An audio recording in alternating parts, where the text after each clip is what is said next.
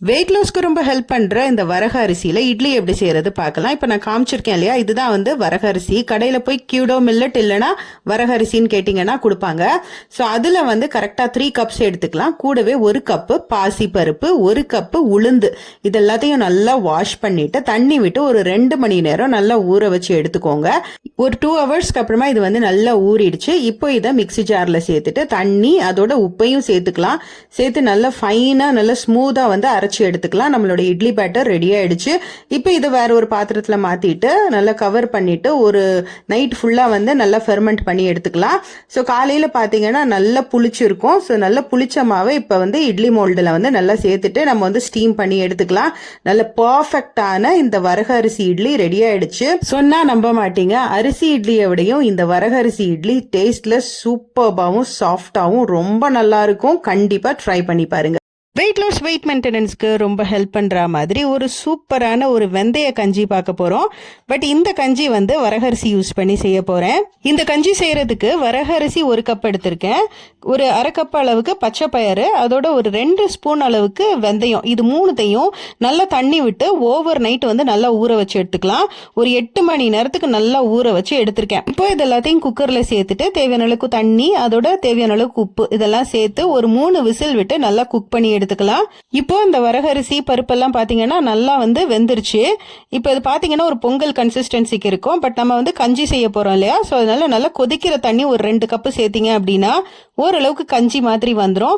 இப்போ இது எல்லாத்தையும் நல்லா மிக்ஸ் பண்ணிட்டு வேணும்னா கொஞ்சம் எக்ஸ்ட்ரா உப்பு சேர்த்துக்கலாம். கடைசியில கொஞ்சமா தேங்காய் துருவல் சேர்த்து நல்லா மிக்ஸ் பண்ணி எடுத்து சாப்பிட்டோம் அப்படின்னா ரொம்ப ரொம்ப டேஸ்டியா இருக்கும். ரொம்ப ரொம்ப ஹெல்த்தியாவும் இருக்கும். இதோட துவையல், ஊறுகாய் இதெல்லாம் வச்சு சாப்பிடும் போது டேஸ்ட் ரொம்பவே நல்லா இருக்கும். கண்டிப்பா ட்ரை பண்ணி வெயிட் லாஸ்க்கு ஹெல்ப் பண்ற மாதிரி ஓட்ஸ் பொங்கல் ரொம்ப சிம்பிளா டேஸ்டியா எப்படி செய்யறது பார்க்கலாம். இதுக்கு ஒரு 1/4 கப்பு பாசிப்பருப்பு வந்து நல்லா வாஷ் பண்ணிட்டு குக்கர்ல சேர்த்துக்கலாம். 1 கப்பு ஓட்ஸ்க்கு 1/4 கப்பு பாசிப்பருப்பு, இதுதான் கணக்கு.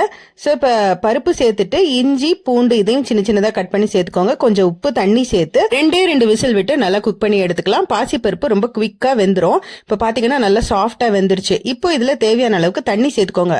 கொஞ்சம் நிறைய தண்ணி சேர்த்துக்கலாம். ஓட்ஸ் வந்து நிறைய தண்ணி அப்சர்வ் பண்ணும். இப்போ இதுல கொஞ்சமா ஜீரகம், மிளகு சேர்த்துட்டு நம்ம 1 கப் ஓட்ஸ் எடுத்து வச்சிருக்கோம் பாத்தீங்களா, அதையும் இதுல சேர்த்துட்டு நல்லா மிக்ஸ் பண்ணிக்கோங்க. இப்ப பார்த்தாலே தெரியும் நல்லா திக்காகும். இப்போ சுடு தண்ணி சேர்த்து உங்களுக்கு தேவையான கன்சிஸ்டன்சிக்கு நல்லா வந்து ஓட்ஸ் சேர்த்ததுல இருந்து ஒரு 2-3 நிமிஷத்துக்குள்ளேயே பாத்தீங்கன்னா இந்த ஓட்ஸ் பொங்கல் சூப்பரா ரெடி ஆயிடுச்சு. இப்போ இதை பிளேட்ல டிரான்ஸ்பர் பண்ணிக்கலாம். நல்ல தேங்காய் சட்னி இல்லைன்னா சாம்பார் சேர்த்து சாப்பிடும் போது சூப்பரா இருக்கும். இந்த பொங்கல்ல வந்து பாத்தீங்கன்னா நெய், கேஷ்யூ நட்ஸ் இந்த மாதிரி எதுவுமே வந்து நான் சேர்க்கல. பட் இதெல்லாம் சேர்த்தோம்னா டேஸ்ட் வந்து இன்னுமே ரொம்ப நல்லா இருக்கும். வெயிட் லாஸ்க்கு ரொம்ப ஹெல்ப் பண்ற இந்த வரக அரிசியில கீரை சாதம் எப்படி செய்யறது பார்க்கலாம். 1 கப்பு வரக அரிசிக்கு 1 கப்பு துவரம் பருப்பு வந்து எடுத்திருக்கேன். 2த்தையும் நல்லா வாஷ் பண்ணி எடுத்து வச்சுக்கலாம். இந்த வரகு அரிசிக்கு வந்து இங்கிலீஷ்ல கியூடோ மில்லட் அப்படின்னு சொல்லுவாங்க. இது வந்து பாக்குறதுக்கு ரொம்ப குட்டி குட்டியா இப்ப நான் காமிச்சிருக்கிறது மாதிரியே இருக்கும். இது வந்து ஒரு குக்கர்ல சேர்த்துக்கலாம். ஒரு 2 தக்காளியை வந்து கட் பண்ணி சேர்த்துக்கோங்க. கூடவே ஒரு 1/2 கட்டு பாலக்கீரையை வந்து நல்லா கிளீன் பண்ணிட்டு அதையும் கட் பண்ணி சேர்த்துக்கோங்க. இது ஃபுல்லா முழுகிற அளவுக்கு தண்ணி சேர்த்துக்கலாம். கொஞ்சமா உப்பு, கொஞ்சம் பச்சை மிளகா, இதோட கொஞ்சமா மஞ்சள் பொடி சேர்த்துக்கலாம். சேர்த்து எல்லாத்தையும் நல்லா மிக்ஸ் பண்ணிட்டு இதை வந்து ஸ்டவ்ல வச்சு ஒரு 3 விசில் விட்டு நல்லா குக் பண்ணி எடுத்துக்கலாம். இந்த சாதம் பொறுத்த வரைக்கும் நார்மலா அரிசி சாதம் சாப்பிடுற மாதிரி இருக்கும். அவ்வளோ டேஸ்டியா இருக்கும். நம்ம வெயிட் லாஸ் பண்றோமா அப்படின்ற டவுட் நமக்கே வந்துடும். இப்போ இது சூப்பரா ரெடி ஆயிடுச்சு. இதுக்கு சைட் டிஷ் எதுவுமே தேவை கிடையாது. அதே மாதிரி பாத்தீங்கன்னா இதுல ரொம்ப நிறைய ஸ்பைசஸ், ஆர்டிபிஷியல் ஏஜென்ட்ஸ் எதுவுமே சேர்க்காததுனால ரொம்ப ரொம்ப ரொம்ப ஹெல்தியா இருக்கும். வெயிட் லாஸ் வெயிட் மெயின்டெனன்ஸ்க்கு இது ரொம்ப ஹெல்ப் பண்ணும். இதை கண்டிப்பா ட்ரை பண்ணி பாருங்க.